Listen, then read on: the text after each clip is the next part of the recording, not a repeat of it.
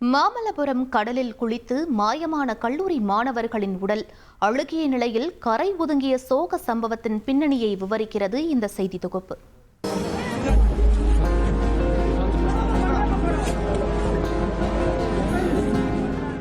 விளையாட்டு வினையாகும் என பெற்றோர்கள் பலமுறை அறிவுரை கூறினாலும் ஆட்டம் போடும் இளம் வயதினரை பீதிக்குள்ளாக்கியுள்ளது மாமல்லபுரம் கடற்கரையில் அரங்கேறிய சம்பவம்.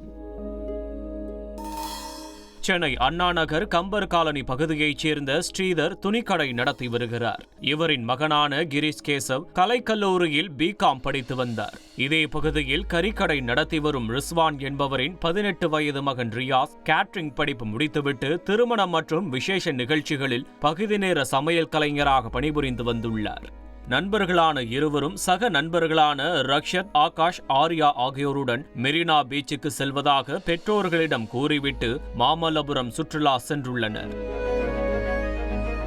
அங்கு 5 பேரும் மீனவர் பகுதியில் உள்ள கடலில் உற்சாகத்துடன் குளிக்க கடல் சீற்றம் அதிகரித்து காணப்பட்டுள்ளது.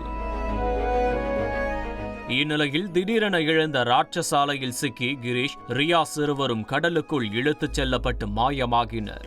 பதறிப்போன நண்பர்கள் குடும்பத்தினருக்கு தகவல் தெரிவித்த நிலையில் கடலோர காவல் படை வீரர்கள் மீனவர்கள் உதவியுடன் தேடி வந்தனர். சுமார் 24 மணி நேரத்தை கடந்து தேடுதல் தொடர்ந்த நிலையில் உடல்கள் கிடைப்பதில் சிக்கல் நிலவியது. இதனால் உடல் கிடைப்பதில் தாமதம் ஏற்பட பிள்ளைகளை காணாது பரிதவித்தனர் பெற்றோர்கள். இந்நிலையில் ஞாயிறன்று மாலை 6 மணியளவில் மாமல்லபுரம் அருகே உள்ள வெண்புருஷம் கடற்கரையில் ரியாஸ் உடலும், உய்யாலிக்குப்பம் கடற்கரையில் கிரீஷ் கேசவ் உடலும் கரை ஒதுங்கியது. இருவரது உடலையும் மாமல்லபுரம் போலீசார் கைப்பற்றி பிரேத பரிசோதனைக்காக செங்கல்பட்டு அரசு பொது மருத்துவமனைக்கு அனுப்பி வைத்தனர். பார்த்து வளர்த்த பிள்ளைகள் அழுகிய நிலையில் கிடந்ததைக் கண்டு அவரது பெற்றோர்கள் கதறி எழுத காட்சி காண்போரையும் கண்கலங்க வைத்தது.